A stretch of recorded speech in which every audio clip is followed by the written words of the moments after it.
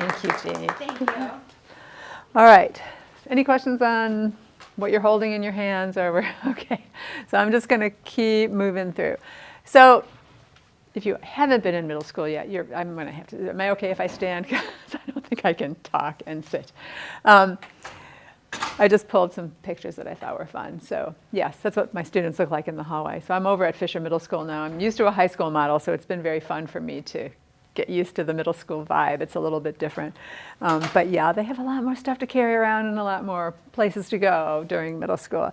Teachers are often grading 150 of that test instead of 30 at a time. So it's a little different world for teachers too. Not that elementary teaching is easy, mind you, I'm not saying that, but it's a little bit different. And then parents, I think of so many parents as chauffeurs in these middle school and high school years. You may or may not relate to that, but that kind of cracked me up. So here are some of the challenges. Are you seeing, okay? Ways that middle school is different from high school.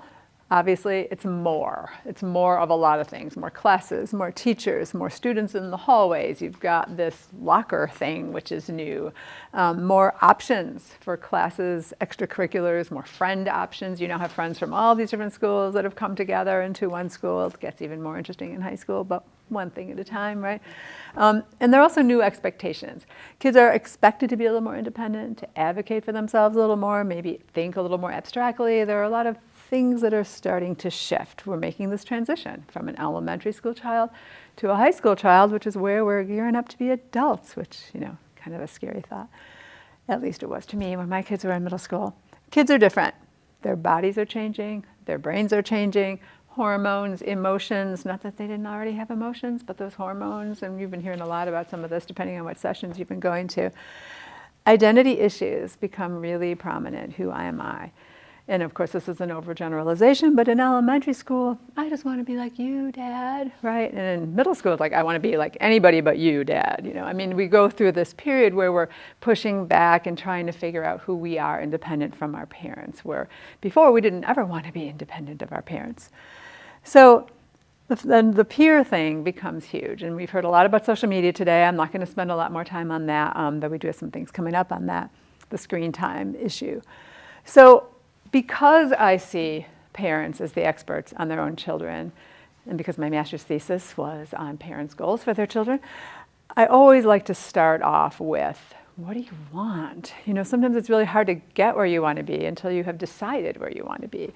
And so I typically in my sessions give parents a few minutes to write down, what are some goals you have for your child before high school. So there is a place for you to do that. We're just not going to take the time to do that right now because we're condensing this into not much time. What do you value most of those things? And I've read a lot about this, and a thing that comes up a lot is I want my child to be happy. I want my child to feel good, or I want my child to find meaning. There's all kinds of things you might say. But then here's the next question. What does your child think you value most? And does that match what you actually value most? And I hear a lot of kids think their parents only care about grades. Not your children maybe, but some children. And so, that kind of comes as a little shock sometimes to parents that kids think that that's the most important thing to me. So here are some ones I've heard a lot in the work that I've done. Feel free, if one of these jumps out at you, to jot it down. I want my child to be more independent, to take more ownership and responsibility on their own without me having to force that issue. I want my child to make better decisions, to invite my trust, okay? So again, these are goals we're working toward in middle school. It's not like you can flip a switch to get to these, but self-advocacy. Are you the one reaching out to your teacher, or are you still looking at mom or dad to do that? Life skills. Now, I worked a couple of years in a publishing company in their education division, and I got to go to a conference where I learned that the biggest reasons students drop out of college, assuming that's your student's direction, is not academic, it's life skill. I didn't know that at the time. I think everyone knows that now, but that was a shocking revelation to me. And so, how are we doing? How are we on these life skills?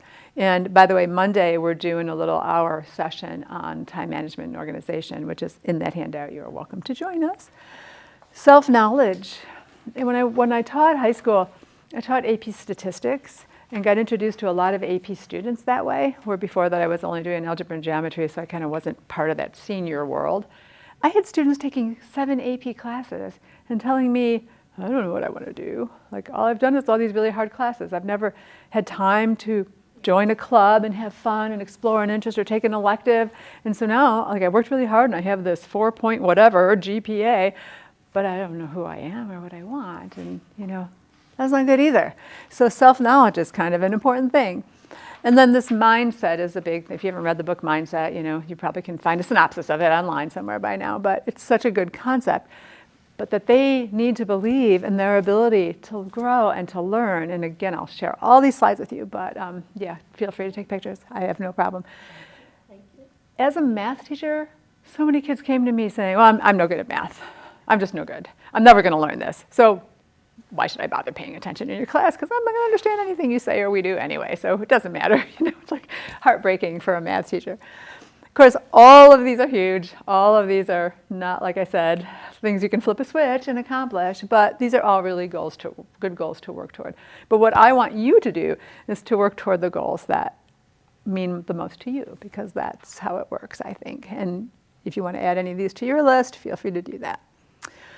All right. We're going to jump in a little bit more deeply into this brain thing, because the adolescent brain is a lot of what's influencing this experience we have with our adolescents. What I'm sharing with you comes right out of this research paper, which I also have linked at the end of the slides too. So if you want to actually read the paper, it's fascinating reading. So anyway, but here's what he talks about. Dahl, I think it's a he. There are 2 types of maturational change that go on in the brain. The first one, we know about this, the puberty thing, right? This is huge. These hormones, these physical changes, like kids get so self-conscious as their bodies change, and if they're changing faster or slower than their peers, all of that is huge for them.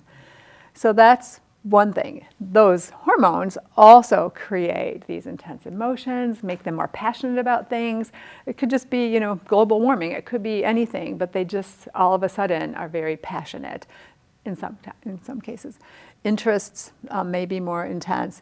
The whole sex and romance thing, that's like, those are new feelings. This is all very new for kids once they are entering this phase. And we all remember back, hopefully, to how powerful all of that was. You might experience changes in sleeping and waking. This whole idea that we shouldn't be starting high school so early because that is not the normal circadian rhythm for a high school student. Yeah, it's not for me either, but that's a different subject. Changes in appetite. Normally it's eating more because of the growth, but it could change in terms of what even is interesting to them to eat. The risk-taking sensation seeking is just literally wired in. But we're going to talk about that because there are lots of ways to provide that in a safe way. There's also a greater risk of all the things we've been hearing, anxiety, depression. It does seem to be more pronounced for females, but that does not mean it's not also an increased risk for males, because it is, and I lived through that with my own. The other type of maturational change is the cognitive development piece. The thing about this is it's based on experience. So kids develop the skills they practice. Kids learn the things they have experience with, as we all do. This one actually never ends. We all continue to learn as we experience new things, as we study new subjects. And these are not related to the hormones, or at least many of them are not. The hormones do drive some things. They also take time, and as I said, they continue after puberty. But I can't say this enough. There's going to be a huge variation in the age that these things happen and to the response of individual kids. Some of them are going to sail through adolescence relatively calm, and some are going to be relatively hysterical, and you'll see everything in between, and that might vary from moment to moment too. But here's the challenge we have now. The puberty changes are happening earlier. And this is across the entire world, apparently, which is interesting. There's a lot of stats you can dig up on this. But the cognitive development, well, let's just say it hasn't changed. Some of it's even happening later because our kids don't have some of the experiences that we had growing up, because it's a different world. Their home socializing more than they're out socializing because of the social media piece, so they don't have as much experience navigating the world. There are a lot of things they're not getting. So there's a disconnect here. So what we've got is what he described in the article, starting the engine with an unskilled driver. Basically, you have all these strong feelings, but you don't have the self-control skills yet. So this sort of creates, as you can imagine, kind of a disaster in some cases, or at least a challenge for everyone involved. Here are the skills that are often the most lagging: the planning, reasoning, problem solving, understanding the consequences, especially during what he calls hot cognition, which we've referred to in other plays. If you were just listening to Marty, he was talking about the escalation piece and how you can't think once you're at a 3. I mean, it's all the same thing. And it's true for us as well as it is for them. They just have more emotion flying a lot of the time than we do. So they get to that level sometimes faster than we do. But anytime any of us are exhausted or stressed or upset, we can't problem solve as well. We can't respond with compassion and empathy as well as we would like to. I certainly have many parenting moments that I look back on and cringe, where I remember when I used to lock myself in the bathroom because I just needed a break, but my son would be there on the other side of the door banging, and I'm like, really, you don't want me to come out right now, I promise you. Anyway, if you are dealing with or are interested in studying how emotions are affecting the body and then how that relates to behavior and things you could do about that, this book I strongly recommend. It's fabulous. It was fairly new, which is why I have it in hardcover, Brain Body Parenting. I have a collection of some of my favorite books out here. I'm happy to talk about any of them afterwards, but I always like to bring some things to share. All right, and I think we heard a little bit about this from Marty if you were over there, but prefrontal cortex, that's the part that's not fully developed till mid-20s-ish. But that little tiny amygdala, boy, that is ready. That's ready so early. That's where all the emotions are being generated or, signaling. So we've got these intense emotions that drive them to act, but we don't have a prefrontal cortex developed to let us regulate those emotions. That's our challenge. There's a lot written on co-regulation and how we as parents and adults in kids' lives can co-regulate with them to help them build those skills. But yeah, we have to be ready to do it. And sometimes when we're escalated, no one's co-regulating us, right? It's all on us. So that's why this is just challenging for everyone, and it's challenging for them too. So feeling that these emotions are running away with you and you can't control them, that's terrifying. And that's one of the reasons that they really, really need our help. So I'm going to talk about some of the things we can do. All right, so parent support of this crazy brain. They really do need our help. So channeling the intense interests and passions is one thing we can work with them to do. So things like sports, music, theater, art, anything where you're performing or you're putting yourself out there, that is awesome because it also kind of checks off that risk-taking thing. That's kind of a risk-taking thing to stand up in front of a crowd and be in a play or get out on the football field or whatever thing that people are watching you perform. That gives you that sense of taking a risk. That's a safer way to take a risk than some other ways they might find. One of my favorites is cooking. Give your kid a cookbook, let them pick out a recipe, go to the store with them, buy the ingredients, and it's on them. Let them cook it. You might have to guide a little when they don't know what braising means or whatever, but that's very stressful and yet exciting for them to put a meal on the table for the family. That's something they chose. There's a lot of ways we as parents do involve our kids, but sometimes we make the decisions.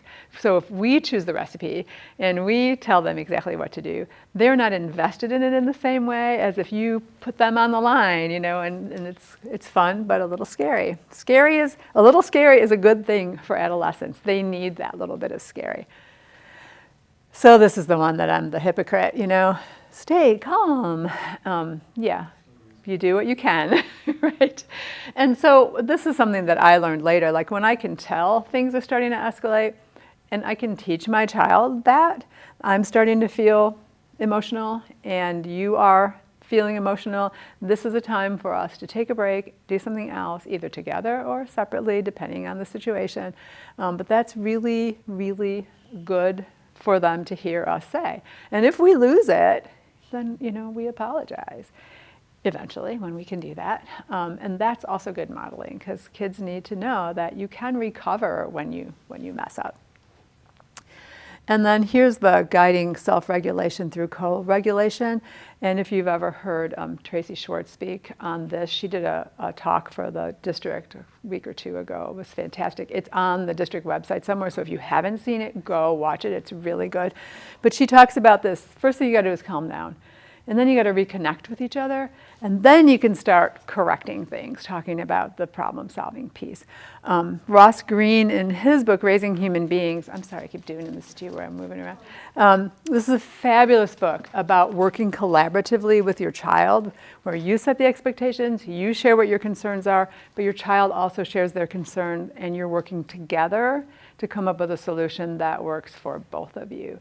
But the idea is that the child's more invested in it and is actually part of the problem-solving process. And it's not just us saying, well, I see that you're this, so I'm going to do that, and that's the way it's going to be. He wants you to build those skills in your child where they can start solving problems for themselves. Gentle guidance, they may be needing that for a while. On the planning, decision-making, etc. On reflection, learning to reflect on how things are going. Did it work? Didn't it work? Just because you do a problem-solving session doesn't mean you solved the problem, right? You go off, you try things, you come back and revisit it, and you reflect on what worked, what didn't, what do we need to do next? How can we keep moving it forward? Yes, you're going to need to monitor their behavior. You're going to be needing to monitor their phones. You're going to be needing to monitor their grades, maybe lots of things. But you can provide an opportunity for them to get more independence. As you see that you can trust them, you can pull back on the monitoring a little bit.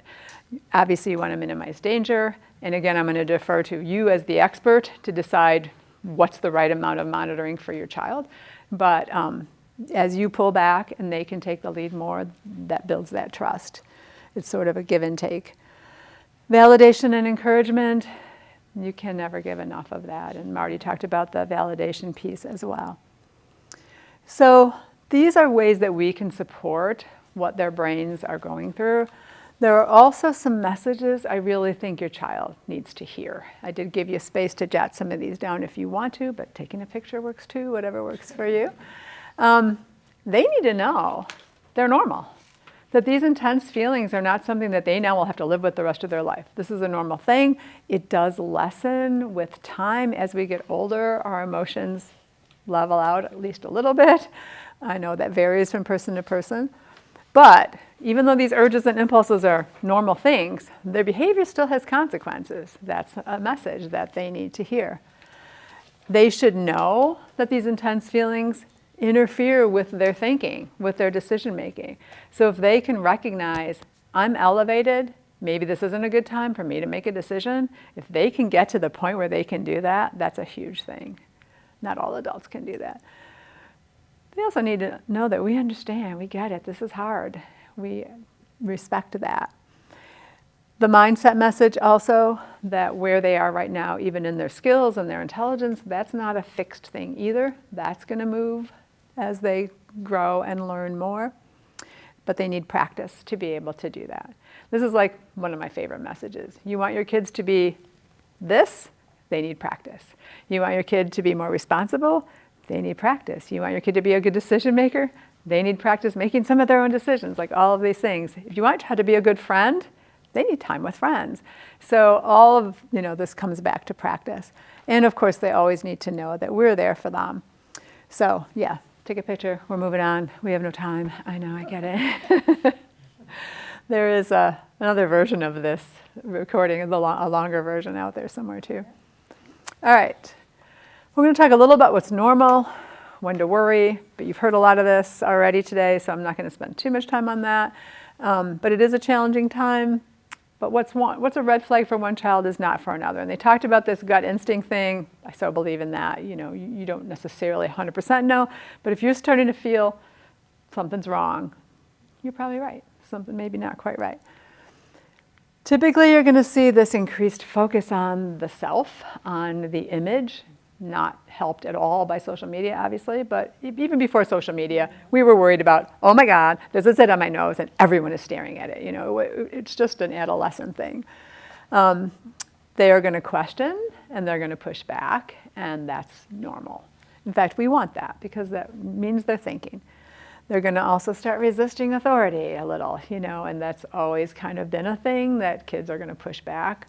But we have to figure out what our expectations are and be clear about those. So this is the thing, and I heard a lot of talk with your child, know who they are, find out who their friends are. Well, they got to be willing to talk to you for that to happen. And I get that that's not always going to look the way you want it to. You're not always going to go say, how did your day go, and get like the details of what trauma happened on that day, you know.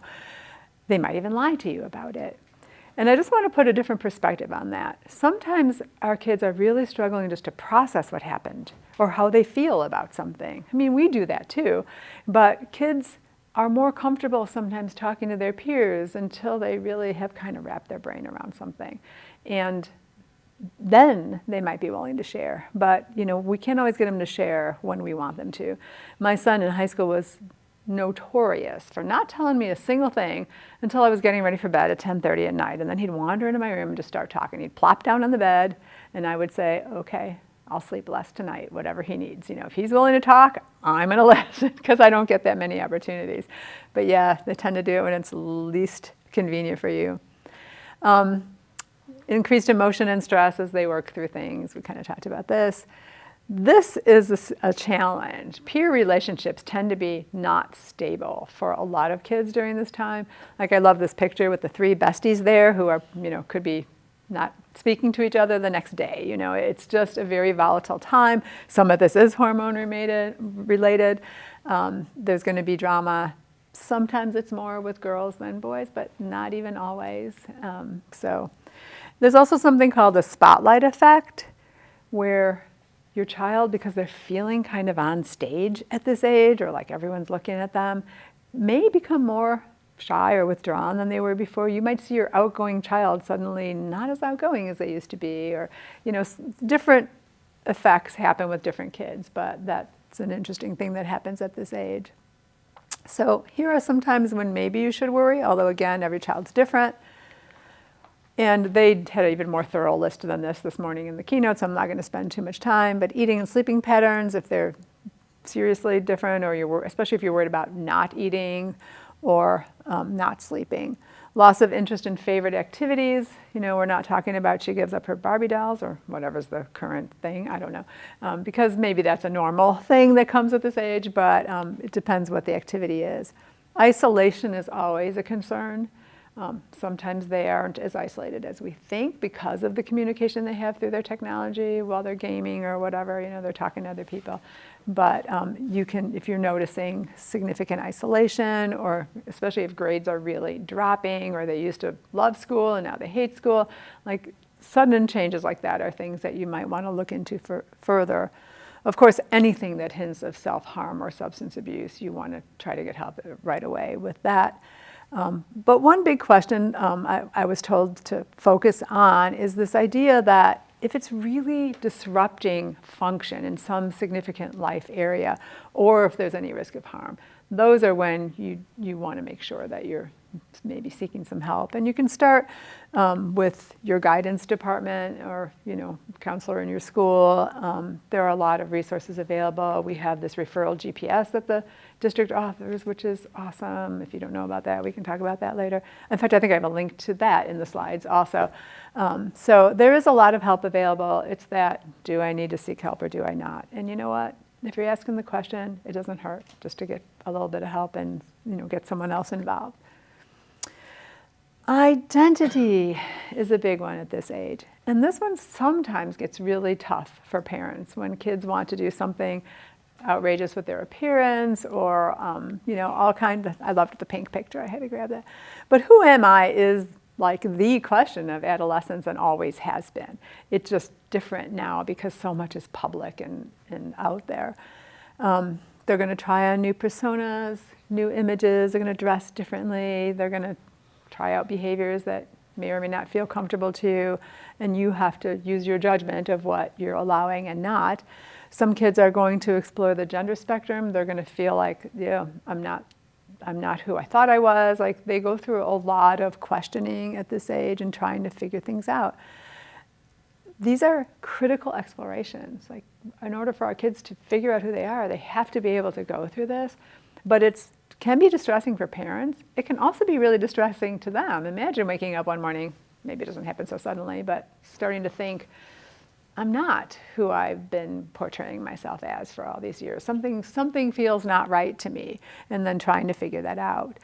If you are struggling with your child's identity explorations, then I really do recommend finding a support group, somebody else dealing with these things, and your school can help connect you to. But I also encourage you to support your child and allow them some freedom to explore within safe limits, of course. One thing I like to use in adolescence is an analogy of when your kid was a toddler. You remember, and they would like grab onto your leg, but then they would toddle off to explore, but then something would spook them and they would come running back to your leg, their safe place. It's kind of the same with adolescents.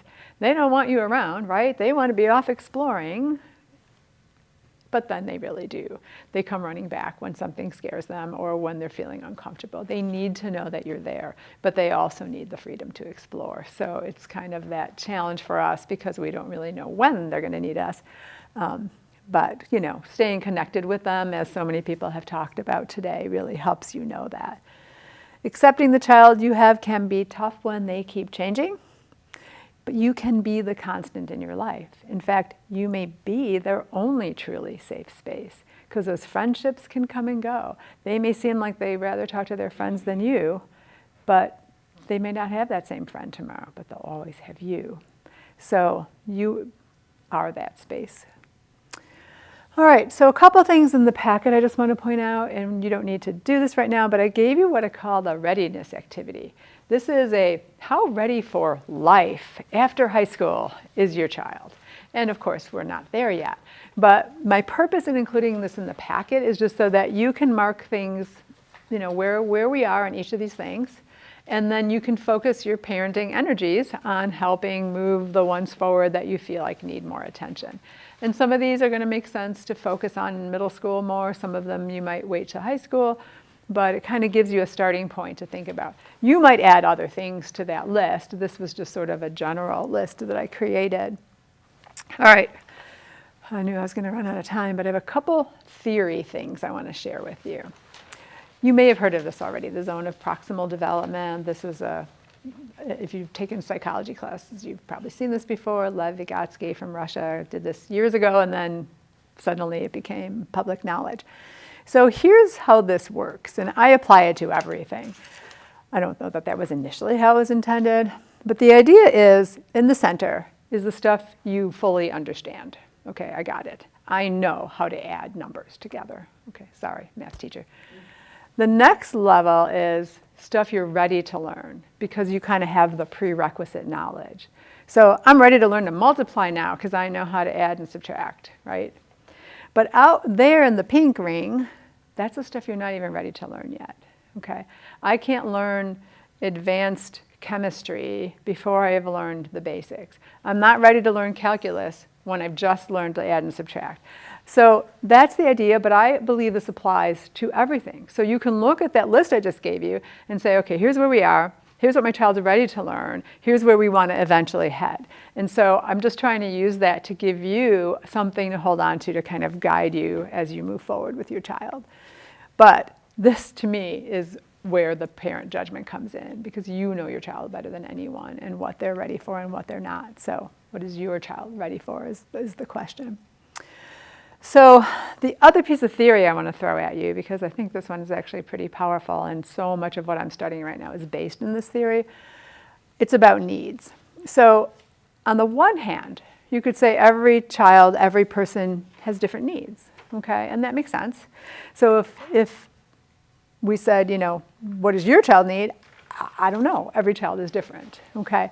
But especially as your child's moving toward adulthood, and other presenters have spoken about parts of this too, everyone needs the following. So there's a fair amount of research, something like 20,000 research articles by now, on this theory called self-determination theory.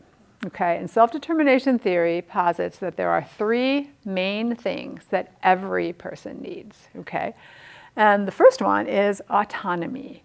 If you've read anything about job satisfaction, as your autonomy in a job goes up, your satisfaction with that job goes up. We need to feel some sense of personal control over the world. In fact, feelings of powerlessness were one of the things listed on the, heading us toward depression and suicide, right? Competence, feeling like I'm capable, like what I do is going to be effective. I'm actually a competent person. And there are so many areas of competence that can play in here. It doesn't have to all be academic. Your child's learning to play an instrument. They're learning to be proficient on their skateboard. They're learning to cook. There are so many ways a child can experience feelings of competence, but they need to feel somewhere. And then finally, and obviously we all need this, that sense of connection and relatedness. And if your child does not feel connected to you, they're going to find connection somewhere. Now, it doesn't mean that if they're connected to you, they don't also need friends. Of course they do. We want them to have many places of connection, but they're going to find it, whether we give it to them or not. So, we want to try to stay as connected as we can. So I threw some ideas up here for things you can do in relatedness. My big thing is always listen and stay connected. Be a sounding board. Try not to judge all the time unless we're talking about something risky and dangerous. I do want, if you guys don't mind staying with me for a few extra minutes, I want to get to a couple new slides I've added in because I have a student voice group that I work with, and they started telling me how they don't go to their parents with their problems. And I said, why? And I got tons of response to that. I was like overwhelmed. So I put a couple slides together on that, so we'll talk about that. Autonomy, letting them experiment and experience some consequences. We need to not save them from consequences, which is another reason why we don't want to threaten consequences we can't give them. But this is a really important stage of cognitive and moral development. As we said, that cognitive piece of the brain development is based on experience. And so this is where experience comes in with this bit of autonomy that we try to give them. We want to try to give them some space to figure things out on their own, even when we know that we know what's best for them. Sometimes they have to figure that out, and they have to make some mistakes along the way in order to know they can survive making mistakes and learn from them and move on, and within a safe realm, obviously. And then competence, we said, there's so many ways they can develop sense of competence. There's so many different types of skills that kids can learn. Work with their interests. And that's a great thing too, because if they get to explore an interest, they may also realize, I don't think I'm really interested in that after all. And like my son took up cello. Nope, you got to finish the year. I made him finish the year, and then he never did cello again. After that, it was piano and percussion, and that was fine. And then he loved that. But all right, so why I don't tell my parents about my problems, and this is right out of the mouths of babes at my middle school. My parents will blame or punish me for what happened, even though it wasn't my fault. Taking my phone away, by the way, was number one. So maybe they're not going to tell you something that happens to them. They get bullied or whatever, because parents' reaction may just be, take the phone away, then you don't have to experience that anymore, okay? Totally natural response from a parent. Kids are terrified of that, so just so you know. My parents will judge me and tell me what I did wrong. I already know what I did wrong. I don't need them to tell me, which I thought was interesting. My parents will overreact. And then they're going to keep asking me about it over and over, even when I've moved on and I'm done with that. My parents will start yelling without even giving me a chance to explain. And then finally, my parents will interfere and not let me work it out myself. So I thought this was eye-opening, because this was literally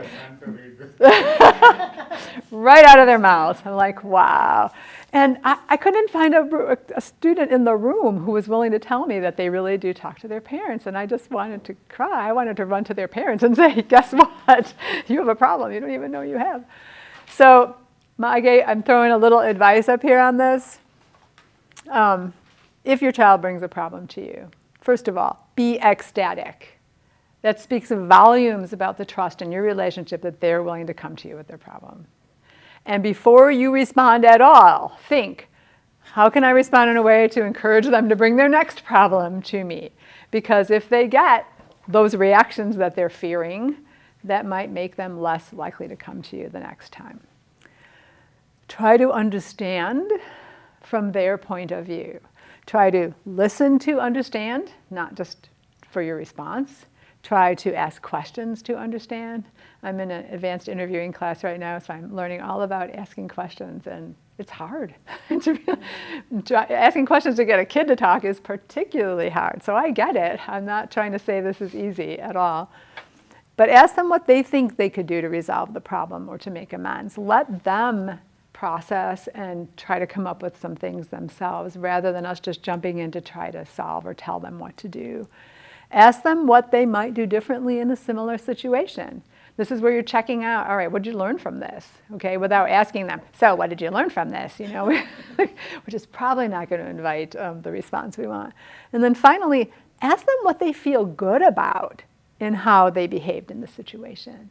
Because we don't want to only focus on the thing that went wrong. We want them to be hopeful, to see a future. They need to see that, yes, I am capable. I handled this part okay. I just kind of fell down over here or whatever. So we're trying to build competence and confidence and that sense of autonomy, and I can handle that. All right, so I just pulled this. Listen earnestly to anything your children want to tell you, no matter what. If you don't listen eagerly to the little stuff when they're little, they won't tell you the big stuff when they're big. Because to them, all of it has always been big stuff. So I said, sometimes what they worry about may seem silly to you, but it is not silly to them.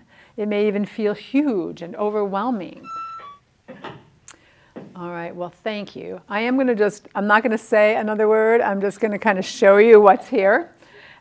If you don't have the slides, by the way, my PhD dissertation is on helping your kids with their math homework. I am doing a session on that on March 14th. It's on that handout, so you're welcome to join us for that. But some guidelines. My general thing is don't ask them if they're done with their homework. Ask them if they understood it. And that's a different conversation. So that's a math teacher thing. Building your relationship, because you're setting the foundation for that right now. If you want me to share these slides out directly with you, on the bottom here is my email address. Just send me where you want me to send those slides, and I will do that for you. Okay? I'm happy to do that. Parent involvement, I have a couple slides on this, so you can check through those. How is it different in middle school? I talk a little bit about that, but what opportunities still exist. There's a piece in your packet about parent involvement, which here are ways you're probably involved now, but eventually you don't want to be involved at all. And so it's another one of those, start moving in that direction sort of thing. And then the summary. But there are my Alfie Kohn quote, to take children seriously is to value them for who they are right now rather than adults in the making. The most important thing I always want to say at the end of mine is enjoy your child. Like they're gone and out of the house so fast, and then you're like begging them for time on their calendars, so trust me. But this is what's on that handout that you got. We were doing this 3-week thing, mostly like on discipline issues. So like the issue you want support from other parents and from me, it's a 3-week thing. The organization and time management, resilience is coming up. That's the people over at Hill are doing that. Then I'm doing the homework one, and then this last one is about high school. So if you're like 8th grade, that might apply a little more. How to use the high school years to be ready for life after high school. Anyway, and after that I told you there's all kinds of resources in here, but you can just see that in the slides. There's lots of links to things that you can explore. So send me an email. I will share the slides directly with you. You're very welcome. Thank you. Thank you so much.